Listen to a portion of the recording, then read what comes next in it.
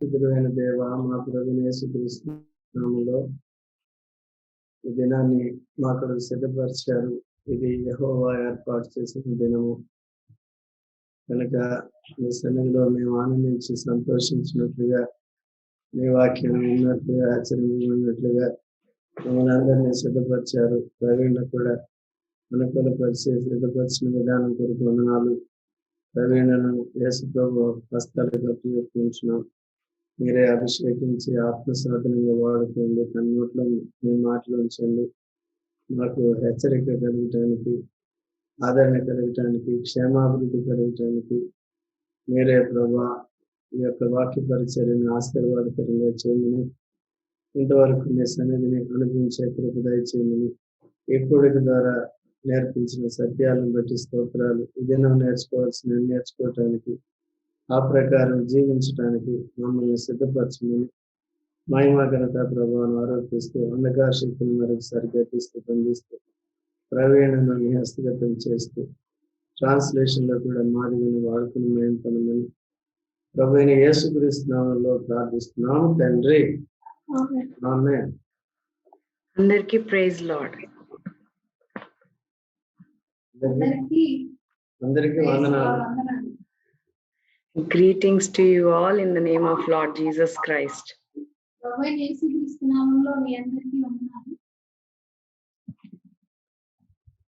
Can you hear me properly? Yeah, we can hear you. If any problem, we will tell you. Okay, thank you. God is helping us. We have been meditating as the women series from the book of Genesis. ఆదికాండం నుండి కొంతమంది స్త్రీల గురించి ధ్యానం చేయడానికి ప్రభు మనకు సహాయం చేస్తున్నాడు. So we will continue the same thing until we complete the book of Genesis. So we will focus today on one other woman. ఆదికాండం పూర్తయ్యే వరకు మనం ధ్యానాంశాన్ని కొనసాగిస్తున్నాము. ఈ రోజు మరి ఒక స్త్రీ మీద మనం ధ్యానించుకుందాం. So for today's meditation, we will look at a woman who is least used in the sermons. ఈ రోజు ధ్యానాంశంలో మనం ధ్యానించబోయే స్త్రీ ఈ ఉపమానంలో తక్కువగా వాడబడినటువంటి ఒక స్త్రీ గురించి మనం ధ్యానించుకోబోతున్నాం. All about her is written mostly in Genesis chapter 38. ఆమె గురించి ఆదికాండము 38వ అధ్యాయంలో మాత్రమే రాయబడి ఉంది. 38, chapter 38. ఆదికాండము 38వ అధ్యాయం. Can you guess who she is? ఆమె ఎవరో మీరు ఊహించగలరా?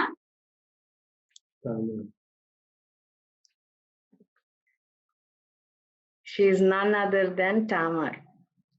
ఆమె ఎవరో కాదు కానీ తామారు. This chapter 38 is a long chapter, so we will not have time to read all the verses, but we will meditate on few verses from this chapter. ఈ 38వ అధ్యాయం ఎంతో పెద్దదిగా ఉంది. ఈ అధ్యాయం అంతా మనం ధ్యానించడం లేదు కానీ ఇందులో నుండి కొన్ని వచనాలను తీసుకొని దాన్ని ధ్యానిస్తాం. So I mean, if you have read this book of Genesis, what you will notice is you will after Jacob and Leah, their children are born. From chapter 35 we start seeing that about Isaac's death, and then slowly it starts to talk about Joseph from chapter 37. మనము యాకోబు భార్యలైనటువంటి లేయా వీరి గురించి 35వ వచనం వరకు చూసిన తర్వాత ఆ తర్వాత నుండి యోసేపు గురించి చూస్తాము. దాంట్లోనే యాకోబు చనిపోవడం కూడా చూస్తాము. So from chapter 37 up till the end of Genesis, book of Genesis, we will see mostly about Joseph. ఇక్కడ ఆదికాండము 37వ అధ్యాయం నుండి ఈ ఆదికాండము చివరి అధ్యాయం వరకు కూడా మనం యోసేపు గురించి ఎక్కువగా చూస్తాము. But in between this chapter 38, it talks about the shame of Judah. ఇక్కడ 38వ అధ్యాయంలో అయితే యూదా చేసినటువంటి ఒక సిగ్గుమాలిన పని గురించి మనం చూస్తాము. So you all know who Judah is. Judah is the son of Leah and Jacob. యూదా ఎవరో మీ అందరికీ తెలుసు. ఈ యూదా లేయాకు మరియు యాకోబుకు కలిగినటువంటి కుమారుడు. Interestingly, this chapter, as I told, is placed in between when we talk about Joseph. ఇక్కడ ఈ ఆదికాండంలో ఈ అధ్యాయం అనేది మధ్యలో ఉన్నటువంటిదిగా ఉండడం మనం ఆసక్తికరమైన విషయం. So we will start reading few verses and then we will try to meditate from those verses. మనము కొన్ని వచనాలను చదువుకుని వాటిని బట్టి మనం ధ్యానించుకుందాం. From verses 1 to 5 we read about Judah. మనము 1 నుండి 5 వచనాల వరకు యూదా గురించి చూస్తాము. If one of you can read from 1 to 5 quickly. ఆదికాండము 38వ అధ్యాయము 1 నుండి 5 వచనాలు చదువుతున్నాం. ఆ కాలమందు యూదా తన సహోదరులను విడిచి హీరా అను ఒక అదుల్లామీయుని వద్ద ఉండుటకు వెళ్ళింది. అక్కడ షూయా అను ఒక కానానీయుని కుమార్తెను యూదా చూచి ఆమెను తీసుకొని ఆమెతో పోయాడు. ఆమె గర్భవతి కుమారుని కనుక అతడు వానికి ఏరు అని పేరు పెట్టింది. ఆమె మరలా గర్భవతి కుమారుని కని వానికి ఓనాను అని పేరు పెట్టింది. ఆమె మరలా గర్భవతి కుమారుని కని వానికి శేలా అని పేరు పెట్టింది. ఆమె వీని కనినప్పుడు అతడు అజీబులో ఉండేది. Okay, so we will also turn to Genesis chapter 49. ఆదికాండము 49వ అధ్యాయము verse 10. 10వ వచనం. ఆదికాండము 49వ అధ్యాయము 10వ వచనం. షిలోహు వచ్చు వరకు యూదా యుద్ధ నుండి దండము తొలగదు, అతని కాళ్ళ మధ్య నుండి రాజదండము తొలగదు, ప్రజలు అతనికి విధేయులై ఉండురు. So here we see that from this verse we understand that Messiah would come through Judah. ఈ వచనం ప్రకారం మనము ప్రభువైన యేసుక్రీస్తు యూదా గోత్రం నుండి వస్తారు అని మనకి తెలుస్తుంది. And that is fulfilled in Luke chapter 3 verse 33. ఇది లూకా సువార్త 3వ అధ్యాయం 33వ వచనంలో నెరవేరడం మనం చూస్తాము. So anything related to Judah is very important for us to learn. యూదాకి సంబంధించినది ఏదైనా మనం నేర్చుకోవడానికి ఎంతో ప్రాముఖ్యమైనది. Maybe that is the reason God has placed 38 before we get into the story of Joseph. యోసేపు యొక్క చరిత్రలోనికి మనం వెళ్ళడానికి ముందు ఈ యొక్క యూదా వృత్తాంతాన్ని బహుశా ఇందుకే ఈ గ్రంథంలో రాయించి ఉండవచ్చు. Maybe if this chapter did not exist, we would have wondered why Tamar and Perez appeared in the genealogy of Lord Jesus Christ in Matthew chapter 1. మత్తయి సువార్తలో ఉన్నటువంటి క్రీస్తు వంశావళిలో ఈ తామారు అని ఆమె ఎందుకు వస్తుందో మనకు ఈ అధ్యాయం ద్వారానే తెలుస్తుంది. If this chapter was not there, we wouldn't have known why they have come. ఈ అధ్యాయమే కనుక లేనట్లయితే మనం వారు అక్కడ ఎందుకు వచ్చారనేది మనం గ్రహించకుండా ఉంటాం. So Judah, as we know, is the 4th son of Jacob and Leah, born after Reuben, Simeon and Levi. ఈ యూదా అనే వ్యక్తి యాకోబు మరియు లేయాలకు 4వ సంతానంగా పుట్టాడు. In Genesis chapter 37, ఆదికాండము 33వ అధ్యాయము verse 26 and 27, we read about him. Genesis chapter 37, verse 26 and 27. ఆదికాండము 37వ అధ్యాయము 26, 27 వచనాల్లో మనము యూదా గురించి చూస్తాము. అప్పుడు యూదా మన సహోదరుని చంపి వాని మరణమును దాచిపెట్టినందువలన ఏమి ప్రయోజనము? ఈ ఇష్మాయేలీలకు వారిని అమ్మివేయడం రండి. వాడు మన సహోదరుడు, మన రక్త సంబంధి కదా, వానికి హాని ఏమీ చేయరాదని తన సహోదరులతో చెప్పింది. అందుకు అతని సహోదరులు సమ్మతించారు. So here we notice that it is Judah's idea to sell his brother Joseph to the Ishmaelites. ఇక్కడ మనం చూసినట్లయితే యోసేపును ఇశ్మాయేలీయులకు అమ్మాలి అనేటువంటి ఆలోచన యూదాది అని మనకు తెలుస్తుంది. Then later again we see about him more about him in chapter 38.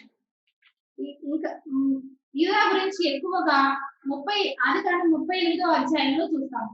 So verses 1 to 5, as sister read, we know what he has done. 38వ అధ్యాయం 1 నుండి 5 వరకు మనం చదువుకున్న విధంగా ఇక్కడ ఏం రాయబడిందో మనం చూసాము. So all his acts are very questionable. ఇతని పనులన్నీ ఎంతో ప్రశ్నార్థకంగా ఉన్నాయి. He departed from his brothers and developed a business relationship with Hira. అతను తన సహోదరుల నుండి విడిపోయి హీరా అనేటువంటి ఒక అతనితో తన వ్యాపారాలను కొనసాగిస్తూ ఉన్నాడు. And that Hira belonged to was from Adullam. ఈ హీరా అనే వ్యక్తి అదుల్లామీయుడు. Adullamites were the people who worshipped other gods. ఈ అదుల్లామీయులు దేవుని యెహోవా దేవుని కాకుండా వేరొక దేవుని అన్య దేవతలను పూజించేవారు. So if you remember, Abraham had warned his family not to marry any of the Canaanites. Abraham కనాను దేశస్థులను తప్ప వేరే ఎవరిని వివాహం చేసుకోవద్దని హెచ్చరించడాన్ని మనం చూస్తూ వచ్చాం. In Genesis chapter 9, we see that Canaanites were cursed. ఆదికాండము 9వ అధ్యాయంలో మనం చూస్తే వీరు శపించబడిన వారిగా ఉన్నారు. So because Canaanites had completely different set of values. ఈ కనానీయులు ప్రతిదానిలో విరోధమైనటువంటి స్వభావం కలిగి ఉన్నారు. They were known for being immoral. వారు నైతిక విలువలు లేని వారు. But notice here, Judah left his family who knew the true God, and he went and married a Canaanite woman. ఇక్కడ యూదా ఎవరైతే నిజమైన దేవుని కలిగిన వారు తన కుటుంబంలో ఉన్నారో వారిని విడిచిపెట్టి ఇటువంటి వేరే దేవతలను అన్య దేవతలను పూజించే వీరితో సాంగత్యం చేయడానికి రావడాన్ని మనం చూస్తున్నాం. Not only marrying her, he had 3 sons. ఆమె పెళ్లి చేసుకోవడమే కాదు కానీ అతను 3 పిల్లలను కూడా కన్నాడు. So this story, if we get into the story, it will remind us of the risks of separating ourselves from the church or from the believers fellowship or home of faith. దీని నుండి మనం ఏం నేర్చుకుంటే విశ్వాసులైన వారి నుండి మనము వేరుగా ఉండడం వలన కలిగేటువంటి నష్టాలు ఏ విధంగా ఉంటాయి, ఎదుర్కోబోయే పరిస్థితులు ఏ విధంగా ఉంటాయి అనే విషయాలను మనం చూడవచ్చు. So we have to be very careful when we are taking such decisions to separate ourselves. మనము వేరుగా ఉండే విధానంలోకి మనం ఒక నిర్ణయాన్ని తీసుకునేటప్పుడు ఎంతో జాగ్రత్తగా నిర్ణయాన్ని తీసుకోవాలి. Judah has done a blunder by separating himself from godly people and joining himself with the ungodly people. యూదా ఇటువంటి దేవుని కలిగినటువంటి ప్రజల నుండి తాను వేరు చేసుకునే పరిస్థితిని కల్పించుకోవడం అనేది ఎంతో భయంకరమైన పరిస్థితి. అదే రీతిగా అన్ని జనులతో కలవడం అనేది కూడా ఎంతో భయంకరమైన పరిస్థితి. So from verse 1 to verse 5, we understood that he got married to a Canaanite woman, and they gave birth to 3 children, Er, Onan, and Shelah. ఇక్కడ ఈ 5వ వచనాల్లో మనం చూసినట్లయితే ఆమె ఒక కనాను స్త్రీ వివాహం చేసుకుని 3 పిల్లలను కన్నట్లుగా కూడా చూస్తాము.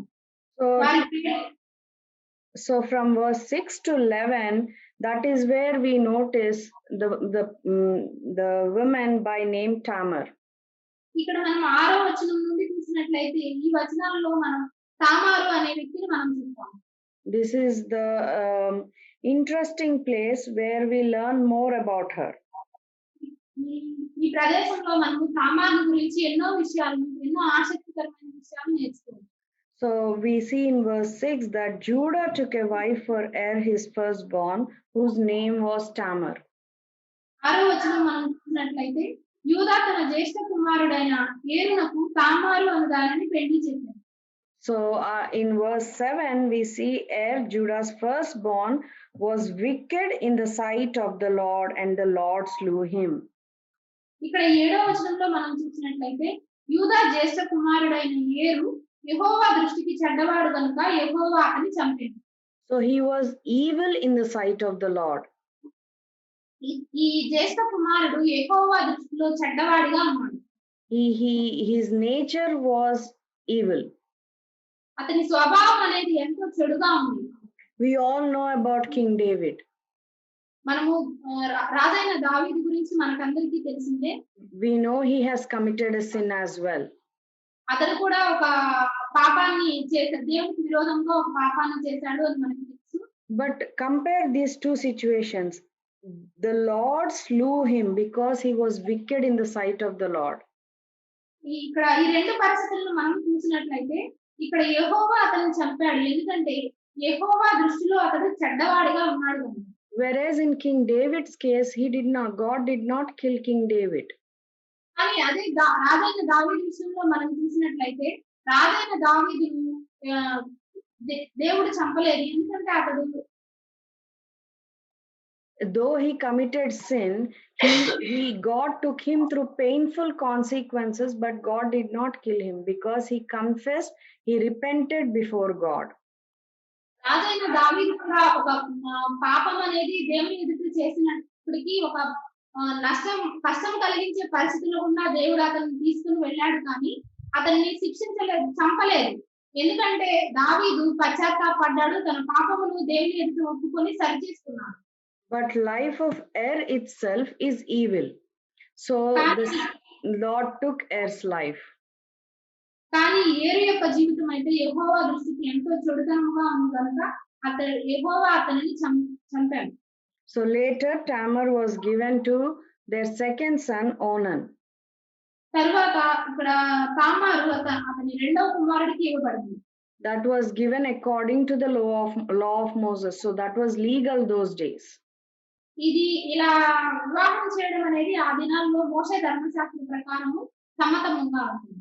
So if a man or if a husband dies without leaving a male heir, it was his brother's duty to marry the widow and then give birth to a male heir.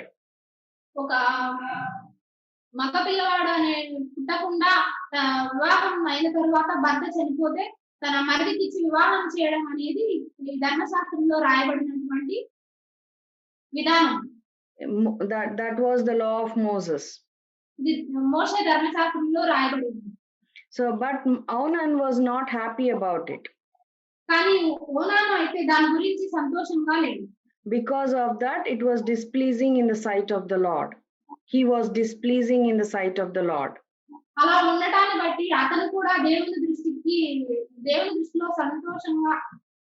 సంతోషం కలిగించలేకపోయాడు. So he took his life as well. God took his life as well. అతని జీవితాన్ని కూడా దేవుడు తీసేసుకున్నాడు. So from verse 1 to verse 11 we don't know much about Tamar. మనము 1 నుండి 11 వచనాల్లో తామారు గురించి ఎక్కువగా చూడము.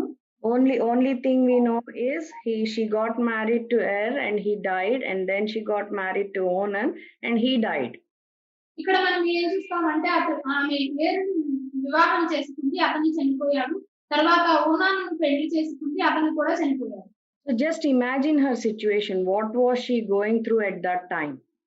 ఆమె వెళ్తున్నటువంటి ఆ పరిస్థితిని మనం ఒక్కసారి ఊహించుకున్నట్లయితే ఎటువంటి పరిస్థితి గుండా వెళ్తుందో మనం అర్థం చేసుకోవాలి.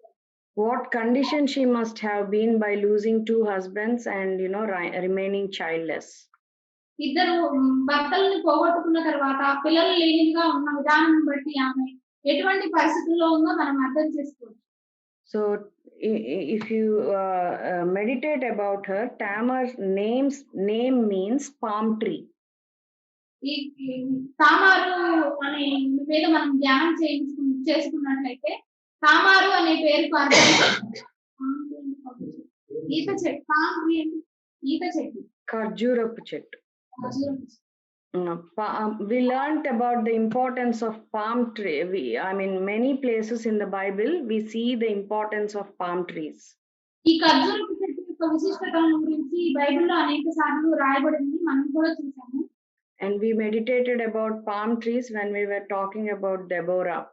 I don't know. Deborah గురించి మనం ధ్యానించుకునేటప్పుడు ఈ ఖర్జూరపు వృక్షాల గురించి మనం ధ్యానించుకున్నాము. Hope you remember that. We will not learn that now, but we'll just know that the meaning of palm tree is victory or abundant life. మనం అదంతా ఇప్పుడు ధ్యానించుకోలేదు, కానీ ఈ ఖర్జూరపు చెట్టుకి అర్థం ఏంటంటే విజయము పొందడము అని. or also abundant life. వదిలి సమృద్ధి సమృద్ధి అయిన జీవితము అని కూడా అర్థం. Yeah, so if you see the palm trees are tall, so they stay. What kind of a storm comes or what kind of wind comes, it doesn't fall. It stands strong. ఈ ఖర్జూరపు చెట్లు అనేవి ఎంతో బలంగాను ఎత్తుగాను ఉంటాయి. ఎటువంటి తుఫాన్లు గాలులు వచ్చినప్పటికీ అవి కదల్చబడకుండా స్థిరంగా ఉంటాయి. So don't know why Tamar's parents have given her that name, which means palm tree, but as we go through, we will understand whether she lived to the expectations of that name or not. ఆమె తల్లిదండ్రులు తామారుకు ఆ పేరు ఎందుకు పెట్టారో మనకైతే తెలియదు, కానీ ఆమె జీవితం గుండా మనం వెళ్తున్నప్పుడు ఆమె ఆ పేరుని ఎంత బాగా ఉపయోగించుకుందో మనం చూడొచ్చు. So verse 12 to 26, if we see, things get worse. ఈ 12వ వచనం నుండి 26 వచనాలు ఈ పరిస్థితులన్నీ ఎంతో భయంకరంగా ఉండడాన్ని మనం చూస్తాం. Judah treats Tamar as a damaged good. యూదా తామారును ఒక పనికిరాని వస్తువుగా ఎంచిన విధానం మనం చూస్తాం. Maybe he thought if he gives his third son to her, he might die as well. అతను ఆమెకు తన మూడవ కుమారుని కూడా ఇచ్చినట్లయితే అతను కూడా చనిపోతాడు అని ఊహించి ఉండవచ్చు. So something was going in Judah's mind. ఏదో కొంత అనేది ఆ యూదా యొక్క మనసులో పోరాటం జరుగుతూ ఉంది. So he sent his daughter-in-law to her father's house, giving her reason that until his third son grows, that she can come back again. అతని మనసులో ఉన్నటువంటి ఆలోచనలను బట్టి తన కోడలైన తామారును తన తల్లిదండ్రుల యొద్దకు పంపించి వేశాడు. ఎందుకంటే తన మూడవ కుమారుడు పెరిగి పెద్దవాడైనంత వరకు ఆగమని చెప్పి తనని పంపించి వేశాడు. So showing obedience to the father-in-law, she went and lived at her father's place. తన మామకు విధేయతను చూపించడానికి ఆమె తన తల్లిదండ్రుల యొద్దకు వెళ్ళిపోయింది. So imagine to live a widow life means, you have to live without legal or economic status. ఒక భర్త లేనటువంటి ఆ పరిస్థితుల్లో ఆమె ఎటువంటి పరిస్థితుల్లో జీవిస్తూ ఉందో మనం చూడొచ్చు. And ఆర్థికంగా కూడా ఎంతో వెనుకబడిన విధానంలో ఆమె జీవిస్తూ ఉంది. And she is living at her parents' place or father's place. ఆమె తన తల్లిదండ్రుల యొద్ద నివసిస్తూ ఉంది. So she must be going through a lot. Maybe people around her socially, they might have been, pinpointing her or, blaming her for some things. తన చుట్టూ ఉన్నటువంటి ప్రజలైన వారు ఆమెను దూషిస్తూ అనేకమైన మాటలు మాట్లాడుతూ ఉండవచ్చు, ఇంకా వేలెత్తి చూపిస్తూ ఉండవచ్చు. Well, I know one friend of mine who got married, and then within few months the husband died. నాకు తెలిసినటువంటి నా స్నేహితురాలు ఒక ఆమె ఉంది. ఆమె వివాహమైన కొన్ని నెలలకే తన భర్తను పోగొట్టుకుంది. So immediately, people of the family and the people around started pointing her, saying that your, fate is like this. You are like this. You came into this family and you killed him. So people started talking like that.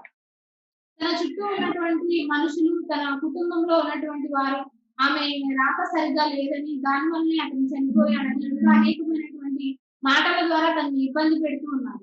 So maybe Tamar also was in the same situation. బహుశా తామారు కూడా ఇదే పరిస్థితుల్లో ఉండి ఉండవచ్చు. She had no other options and no hope. ఆమెకు వేరేటువంటి ఆశలు కానీ వేరే అయినటువంటి విధానం కూడా ఉండి లేకపోవచ్చు. Imagine ourselves, losing our job or losing hope that we will not get a job again. We will feel very bad. మనము ఒక ఉద్యోగం పొందుకుంటాము అని పొందుకోలేము అనేటువంటి భయం ఉన్నప్పుడే మనం. But imagine the situation Tamar was facing. ఇక్కడ తామారు ఎదుర్కొన్నటువంటి పరిస్థితులను నమ్మించుకోవాలి. So what we face in our life is much least than what she was facing. మనము ఈ దినాల్లో ఎదుర్కొంటున్నటువంటి ఈ సమస్యల కంటే ఆమె ఎన్నో ఎక్కువగా సమస్యలు గుండా వెళ్ళడం మనకి తెలుస్తుంది. So now a little later, Judah's wife dies.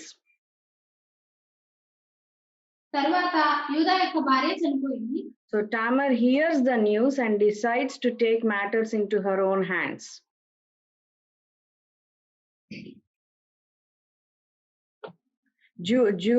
Tamar hears that, the news that Judah's wife died, and then she takes the matters into her own hands. యోధా చనిపోయిన తర్వాత తన విషయాలన్నీ కూడా తన మీద తానే చేయటం మొదలుపెట్టింది. Yeah, she took the things into her hand. ఆ విషయాలన్నీ ఆమె తన హస్తాల్లోనికి తీసుకుంది. So Tamar becomes pregnant by her father-in-law, and finally she has some option. After he realized that he was himself the father, then he kept quiet. అతడే ఆమె గర్భానికి కారణం అని తెలుసుకొని అతడు మౌనంగా ఉన్నాడు. When we hear all this story, it is a very disturbing story. ఇదంతా మనం విన్నప్పుడు ఇదంతా ఒక ఆటంకం కలిగించే విధంగా ఉంటుంది. So maybe that is the reason we don't hear about this story in many messages.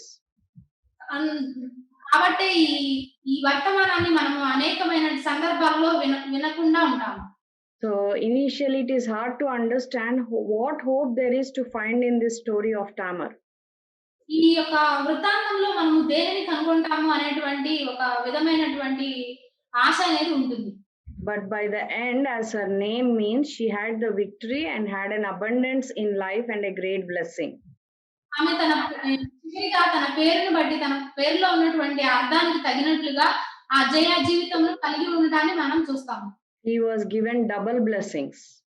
ఆమె రెండింతల ఆశీర్వాదాన్ని తెచ్చుకుంది. She had two sons, Perez and Zerah. ఆమె ఇద్దరు కుమారులను కన్నది, Perez and Zerah. పెరెసు మరియు జెరా అనే ఇద్దరు కుమారులను కన్నది. If you notice in Matthew chapter 1, you will see Tamar and Perez name written in the genealogy of Lord Jesus Christ. ప్రభువైన యేసుక్రీస్తు వంశావళిలో ఈ తామారు పేరు మరియు పెరెసు పేరు రాయబడి ఉండాలని మనం గమనించవచ్చు. That is a great blessing for her. అది ఆమెకు ఎంతో గొప్ప ఆశీర్వాదం. As we think about this, I want to bring talk about two lessons that we can learn from the life of Tamar.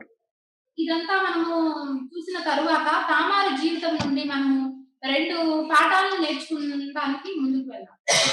God works in the adversities to accomplish his purpose. తన యొక్క ఉద్దేశాలు నెరవేర్చుకోవడానికి దేవుడు రెండు రకాలుగా పనిచేస్తాడు. In adversities we are going through, he will accomplish his purpose. మనం ప్రతికూల పరిస్థితుల నుండి వెళ్ళేటప్పుడు ఆ ప్రతికూల పరిస్థితిలో తన కార్యాన్ని మన పక్షంగా జరిగిస్తాడు దేవుడు. So when we go back in the story, we can see that Abraham's family is chosen by God. మనము వెనక్కి వృత్తాంతానికి వెళ్ళినట్లయితే అబ్రహాం యొక్క కుటుంబం కూడా ఈ రీతిగా దేవుడి చేత ఎంచుకోబడ్డాన్ని చూస్తాం. God wanted Abraham's family to become a great nation. దేవుడు అబ్రహాం యొక్క కుటుంబాన్ని ఒక గొప్ప జనాంగంగా చేయడానికి ఎంచుకున్నాడు. And later bless that blessing to the entire world. ఆ యొక్క ఆశీర్వాదం అనేది ప్రపంచం అంతటికి ఆశీర్వాదంగా చేయబడింది. Even we are the offsprings of Abraham. ఆ ఆశీర్వాదం నుండి వారమే మనం కూడా. That's what God's word says. దేవుని యొక్క వాక్యం కూడా అదే చెప్తుంది. Though Tamar's days were gone dark, తామారు యొక్క దినములు చీకటిగా ఉన్నప్పటికీ through Judah she had twins, Perez and Zerah. యూదా వలన ఆమెకు ఇద్దరు కుమారులు కలిగారు, Peres, జెరా. So decades later, her story, or we see Tamar and Perez in the genealogy of Lord Jesus Christ. ప్రభువైన యేసుక్రీస్తు వంశావళిలో వీరు పెరెసును, జెరాను మనం చూస్తాము. So that was the purpose of God. ఆ ఉద్దేశాన్ని దేవుడు తామారు ఎడల కలిగి ఉన్నాడు. So that is the reason she had to go through all these adversities in her life. అటువంటి ఉద్దేశాన్ని దేవుడు ఆమె ఎడల కలిగి ఉన్నాడు కాబట్టే ఇటువంటి పరిస్థితులు గుండా ఆమె వెళ్ళవలసి వచ్చింది. So as in Tamar's life, God is at work in our lives as well. తామారు యొక్క జీవితంలో పనిచేసిన విధంగానే దేవుడు మన జీవితాల్లో కూడా పనిచేస్తాడు. However bad or crazy our lives are, God doesn't just use us or leave us like that. మన పరిస్థితులు ఎంత కఠినంగా ఎంత చెడుగా ఉన్నప్పటికీ అటువంటి పరిస్థితుల్లో దేవుడు మనల్ని విడిచిపెట్టడు. Or maybe when we are at our best, or when things are going very well, maybe God doesn't just use us that time. మనం ఎంతో ఉన్నతమైన పరిస్థితుల్లో ఉంటేనో లేదా మన చుట్టూ ఉన్న పరిస్థితులు ఎంతో బాగుంటేనో దేవుడు మనల్ని ఉపయోగించుకునేవాడుగా ఉంటాడు. God uses even when we are going through hard and difficult times in our lives. దేవుడు మనల్ని కష్ట పరిస్థితుల గుండా వెళుతున్న సమయాల్లో కూడా ఉపయోగించుకుంటాడు. Either good or bad, God is always in control of our lives. మంచైనా చెడైనా ఏది జరిగినప్పటికీ దేవుడు ప్రతిదాన్ని తన అధీనంలో ఉంచుకొని నడిపిస్తాడు. Last Sunday during our worship service here, I was reminded of Joseph. నేను గత వారం ఆదివారపు ఆరాధనలో యోసేపు గురించి విన్నాను. When we look at the starting of Joseph's story, if you don't know the later part of Joseph's story, initially when you hear Joseph's story, we will never think that God is going to do something with Joseph. యోసేపు యొక్క చివరి దశలో మనము అంత గొప్పగా చేయబడ్డం చూసినప్పుడు మొదటి నుండి మనం చూస్తూ ఉన్నట్లయితే యోసేపు ఆ విధంగా అవబోతున్నాడు అని మనం ఎక్కడా ఊహించుకోలేము. When the brothers sold Joseph, we will also get very angry. తన అన్నలు తనని అమ్మివేసినప్పుడు మనం కూడా ఎంతో ఉద్రేకానికి లోనవుతూ ఉంటాం. I remember last time when dad mom came here, we went to a studio or a theater, play theater, where they played about Joseph. పోయినసారి అమ్మా నాన్నలు ఇక్కడికి వచ్చినప్పుడు యోసేపు గురించి ఒక థియేటర్ లో ప్లే దగ్గరికి మేము వెళ్ళాము. నాటకం వేస్తారు కదా మనకి ఇండియాలో, అలాగే ఇక్కడ క్రిస్టియన్ యాక్ట్స్ చేస్తారు అలాగా. So when we went there, Abhi was there. Akshaya was not born, but Abhi was getting so angry that I want to go and kill those brothers. They are very bad to Joseph.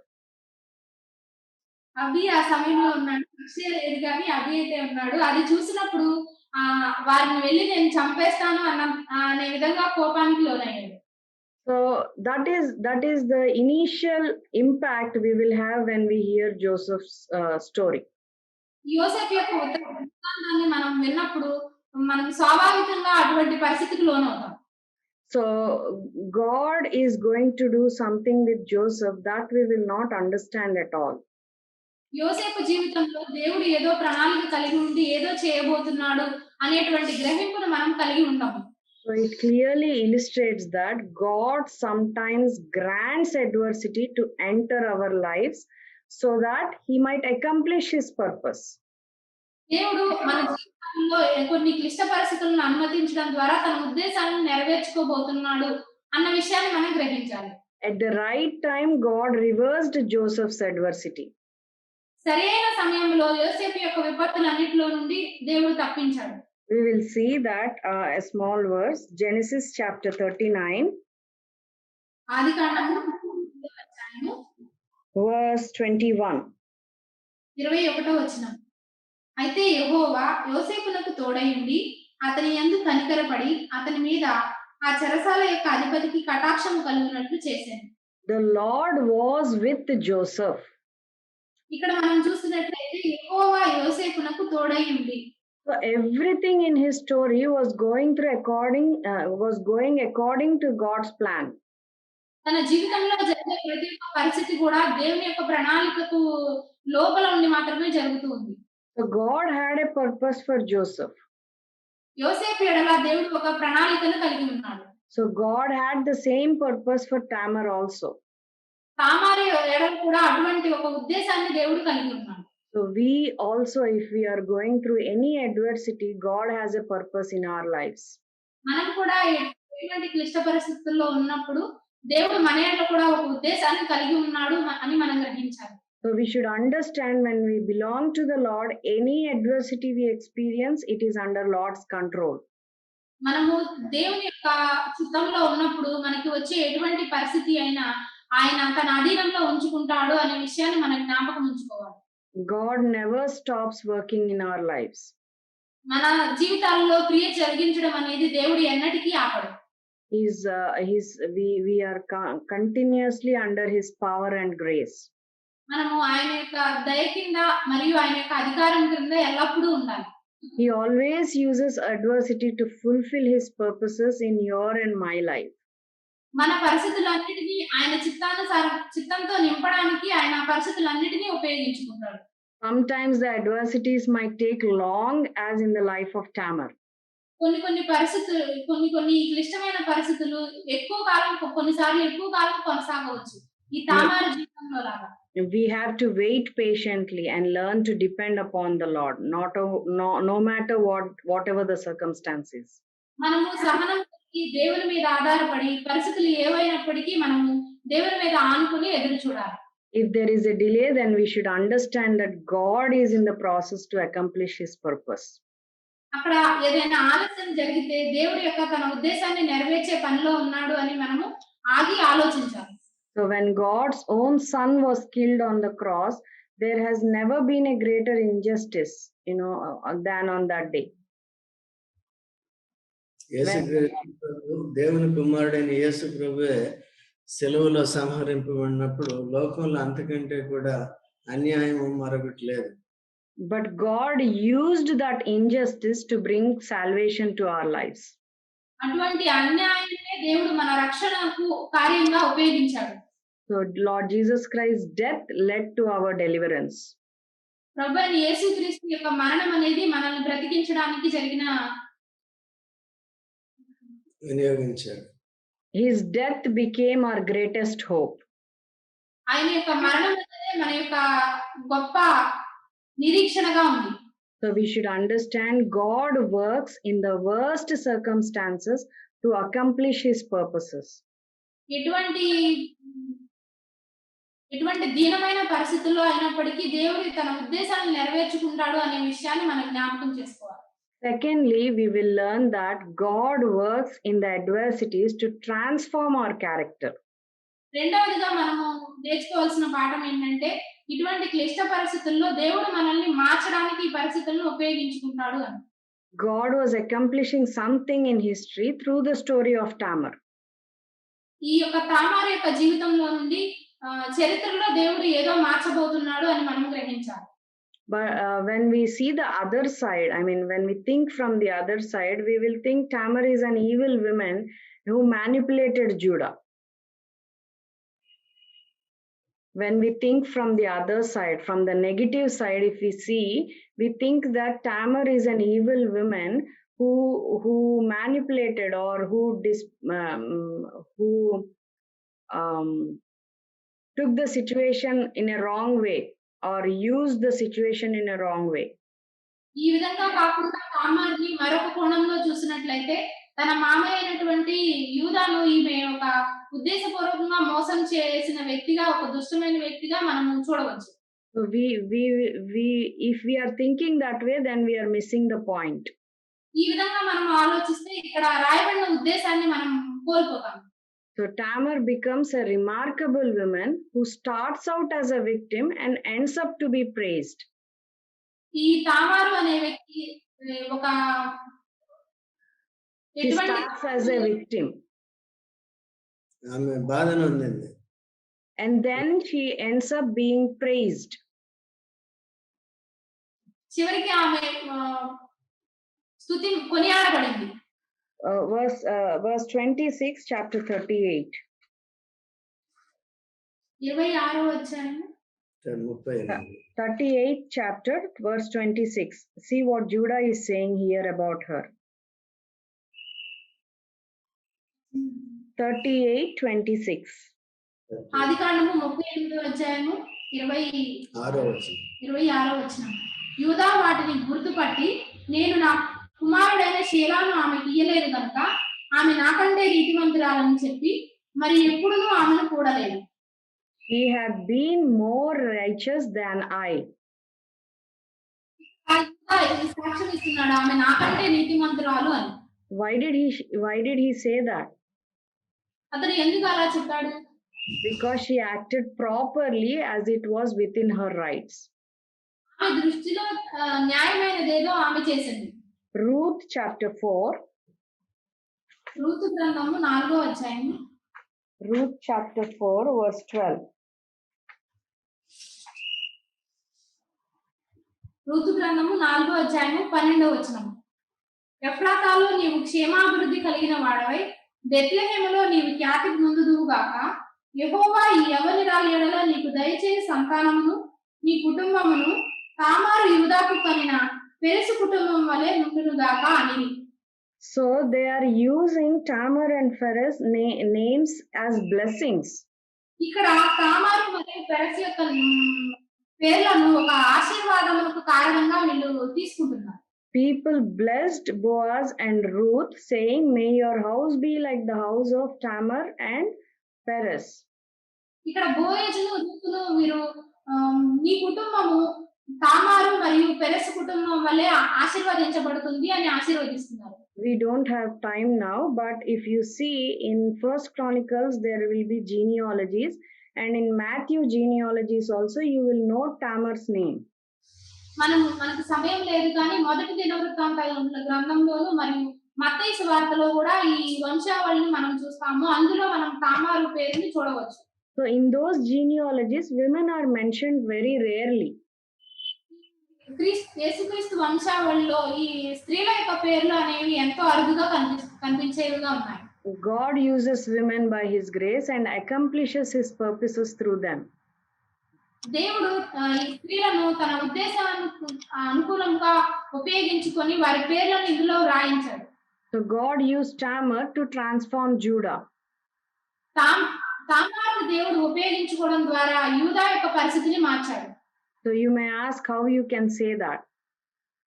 అది నువ్వు ఎలా చెప్పగలవు అని మీరు అడగవచ్చు. Until chapter 38 Genesis, there is nothing good about Judah. 38వ అధ్యాయం వరకు యూదా గురించి ఒక మంచి కూడా మనం చూడము. So he took the lead in selling his brother Joseph into slavery. అతను యోసేపును బానిసగా అమ్మడానికి మొదటి కారకుడుగా అతనే ఉన్నాడు. But if you come to Genesis chapter 43, that is where you will see that, that he is taking the lead and offering his life in exchange for his stepbrother. ఇక్కడ 41వ అధ్యాయంలో చూసినట్లయితే 43వ అధ్యాయంలో చూసినట్లయితే తన తమ్మునికి బదులుగా తన జీవితాన్ని పణంగా పెట్టడానికి సిద్ధపడేవాడిగా ఉన్నాడు. So it seems that Judah may have changed. ఇక్కడ దీన్ని బట్టి మనం యూదా ఎంతో మార్పు చెందాడు అని మనం గ్రహించవచ్చు. So if he did change, it's possible because of the incident with Tamar. ఇది ఎలా జరిగిందంటే తామారుతో కలిగినటువంటి ఆ సందర్భం వల్లనే అతనిలో మార్పు అనేది సంభవించింది అని మనం చెప్పవచ్చు. Romans chapter 8. రోమీయులకు రాసిన పత్రిక 8వ అధ్యాయం verse 29. 29వ వచనం. ఎందుకనగా తన కుమారుడు అనేక సహోదరులలో జ్యేష్ఠుడున్నట్లు దేవుడు ఎవరిని ముందు ఎరిగెనో వారు తన కుమారునితో సారూప్యము గలవారగుటకు వారిని ముందుగా నిర్ణయించారు. So he predestined to be conformed to the image of his son. Verse 29, he predestinate to be conformed to the image of his son. వారు తన కుమారునితో సారూప్యము గలవారగుటకు వారిని ముందుగా నిర్ణయించారు. So after believing in Lord Jesus, we should transform more like Christ. మనము ప్రభువైన యేసుక్రీస్తు ద్వారా రక్షించబడిన తరువాత మనము కూడా క్రీస్తు స్వరూపంలోనికి ఎక్కువగా మార్చబడాలి. God has predestined us. దేవుడు మనల్ని ముందుగా నిర్ణయించాడు. So making us Christ-like is God's work, and He will see it that we change like Him as we go through our spiritual journey. ఆత్మీయ జీవితం ముందుకు సాగే కొద్దీ యేసు ప్రభు యొక్క సమరూపంలోకి మార్చబడుతూ ఉంటాం. Philippians chapter 1, ఫిలిప్పీయులకు రాసిన పత్రిక మొదటి అధ్యాయము verse 6.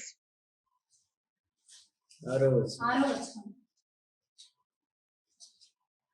ఫిలిప్పీయులకు రాసిన పత్రిక మొదటి అధ్యాయము 6వ వచనం. 3, 6 కలిసి. Last, he which hath begun a good work in you will perform it until the day of Jesus Christ. మీలో ఈ సత్క్రియను ఆరంభించిన వాడు యేసుక్రీస్తు దినము వరకు దానిని కొనసాగించునని రూఢిగా నమ్ముచున్నాను కనుక. Yeah, but that doesn't mean we can sit back and relax. దీని అర్థం ఏంటంటే మనము కూర్చుని విశ్రాంతి తీసుకోవచ్చు అని కాదు కానీ, So we have to have the willing cooperation with the Holy Spirit. పరిశుద్ధాత్మతో కలిసి పనిచేసేటువంటి ఆ మనసు మనం కలిగి ఉండాలి. So, becoming more like Christ requires both God's power and also the human responsibility. దేవుని యొక్క స్వరూపంలోనికి మార్చబడడం అనేది మన క్రియలోనే ఉండాలి. దేవుని యొక్క శక్తి కూడా అవసరమై ఉంటుంది. So we have to surrender ourselves to God to be Christ-like. ప్రభువైన యేసుక్రీస్తు ఏ రీతిగా తనను తాను దేవునికి సమర్పించుకున్నాడో అదే రీతిగా మనం కూడా దేవుని యొక్క చిత్తానికి సమర్పించుకోవాలి. Mark chapter 2, మార్కు సువార్త 2వ అధ్యాయం verse 14. 14వ వచనం. ఆయన మార్గమున వెళ్ళుచు సుంకపు మెట్టునొద్ద కూర్చున్న అల్ఫై కుమారుడగు లేవీని చూచి నన్ను వెంబడించుమని అతనితో చెప్పగా అతడు లేచి ఆయనను వెంబడించాడు. So here when Jesus said, "Follow me," Levi or Matthew left everything and followed him. ఇక్కడ లేవీని చూచి నన్ను వెంబడించమని ప్రభువైన యేసుక్రీస్తు చెప్పినప్పుడు ఆయన తనకున్న అంతటిని విడిచిపెట్టి యేసుక్రీస్తుని వెంబడించాడు. He had no question to ask to Lord Jesus Christ. అతడు ప్రభువైన యేసుక్రీస్తుని ఎటువంటి ప్రశ్నలు వేయలేదు. So becoming more we have to freely surrender all we have for the sake of Lord Jesus Christ. మనము ప్రభువైన యేసుక్రీస్తు కొరకు మనకు కలిగి ఉన్న దాన్ని అంతటిని సమర్పించాలి. So as we get the freedom from sin, we will try, or we have to try to become more Christ-like. పాపం నుండి మనకు విడిపించబడిన తర్వాత క్రీస్తు స్వరూపంలోనికి మార్చబడే విధంగా మనము ప్రయత్నించాలి. We will not turn, but in Romans chapter 6, I think verse 11, as that verse says, we have to consider ourselves dead of sin. మనమే పాపం విషయమై చనిపోయిన వారంగా ఉండాలి. And live a life of purity. పరిశుద్ధమైన జీవితాన్ని జీవించాలి. That is when we will be like Lord Jesus Christ. అప్పుడు మాత్రమే మనము ప్రభువైన యేసుక్రీస్తు స్వరూపంలోనికి మార్చబడతాం. As we are changing ourselves into Christ, like that would be the result of our spiritual growth. మనము యేసుక్రీస్తు స్వరూపంలోనికి ఎంతగా మార్చబడుతున్నామో అది మన ఆత్మీయ జీవితాన్ని ప్రతిబింబింపజేసేదిగా ఉంటుంది. We cannot be still like babes. We have to grow spiritually stronger. మనం ఇంకా చిన్నపిల్లల వలె ఉండడానికి వీల్లేదు. ఆత్మీయంగా ఎదగవలసిన వారంగా ఉన్నాం. So God is working in us to transform us more like Him. దేవుడు మనలో కార్యాన్ని జరిగిస్తూ ఉన్నాడు. ఎందుకంటే తన స్వరూపంలోనికి మనం మార్చబడే విధంగా తన కార్యాన్ని జరిగిస్తున్నాడు. One day the process of transforming will be complete. ఒకవైపుగా మా విధానం అనేది పూర్తి చేయబడింది. One day it will be complete. ఒకరోజు తాను జరిగించే కార్యం మనలో ముగిస్తాడు. So all of us should purify ourselves and have hope. మనమందరము పరిశుద్ధపరచబడిన వారంగా నిరీక్షణ కలిగి ఉండాలి. As our character is transforming into Christ, like our family, our children, friends, everyone will notice. మన వ్యక్తిత్వం అనేది ఎంతగా క్రీస్తు స్వరూపంలోనికి మార్చబడుతుందో అప్పుడు మన కుటుంబంలోని వారు మన చుట్టూ ఉన్న వారు దానిని గమనిస్తారు. And they will also start changing. వారు కూడా మార్చబడతారు. So we have to set an example. కాబట్టి మనమే ఒక మంచి మాదిరిగా ఉండాలి. So, we have to live such a way that we are bringing glory to God. మనము జీవించే విధానం ద్వారా ప్రభువైన యేసుక్రీస్తుకు మహిమ తెచ్చే విధంగా మనం జీవించాలి. And that should be our example. That should be our testimony. అదే మన యొక్క మాదిరి మరియు అదే మన యొక్క సాక్ష్యమై ఉంటుంది. So let's examine ourselves. కాబట్టి మనల్ని మనం పరీక్షించుకుందాం. Whatever situation you are going through, or whatever adversity we are going through, we should understand God has a purpose and God is transforming our character. ఎటువంటి కష్ట పరిస్థితులున్నా మనం వెళ్ళుచున్నా లేదా ఎటువంటి పరిస్థితులున్నా మనం వెళ్ళుచున్నా వాటిని బట్టి మనల్ని ప్రభువు తన ఉద్దేశంలోనికి మార్చుకోబోతున్నాడు అని మనం అర్థం చేసుకోవాలి. So be patient, depend on him and live like him. కాబట్టి సహనాన్ని కలిగి ఉండి ఆయనలా జీవించి ఆయన మీద ఆధారపడాలి. May God help us. దేవుడు మనందరికీ సహాయం చేయండి. చిన్న ప్రార్థన. ప్రేమగల తండ్రి, పరిశుద్ధమైన దేవ, మా ప్రభువైన యేసుక్రీస్తు నామములో ప్రవీణను అభిషేకించి వాడుకున్నారు. విడుదల చేసిన వాక్యాన్ని విన్న మా హృదయాల్లో నీరు కట్టి ఫలింపచేయండి.